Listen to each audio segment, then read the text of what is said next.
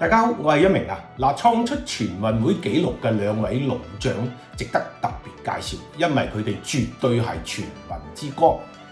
首先鉛球名將鞏立姣，佢實現咗全運女子鉛球5連冠啊，前無古人，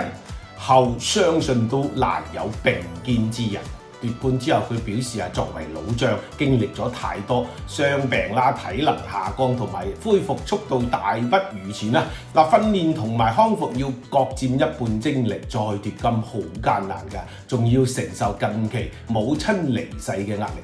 4奪奧運同埋世界冠軍36歲嘅鞏立姣灑淚表示15問係告別之戰啦，好唔捨得，但冇辦法啦。佢希望大家繼續支持鉛球呢個相對冷門嘅項目，又表示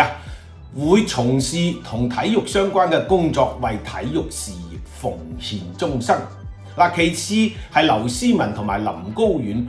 衛冕15運乒乓球嘅混雙冠軍，作為第一個6次參會2度奪冠嘅選手，劉詩雯堪稱傳奇啊！2005年佢第一次參加全運得14歲咋，今年34歲嘅劉詩雯曾經奪得過20個奧運同世界冠軍，仲係首個世界盃嘅5冠王。衛冕後，劉詩雯就表示真係唔敢想能夠6次參加全運，覺得好幸運。佢本來冇計劃第6次參加嘅，因為大灣區成咗全運主場，俾咗佢堅持嘅動力。劉詩雯話全運之旅圓滿收官俾咗佢乒乓生涯美好嘅回憶，但全運會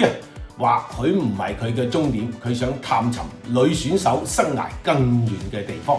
讓我哋以最大嘅敬意感謝呢兩位傳奇嘅選手，佢哋為自己、為全運會留低嘅紀錄同埋榮耀，將長留史冊。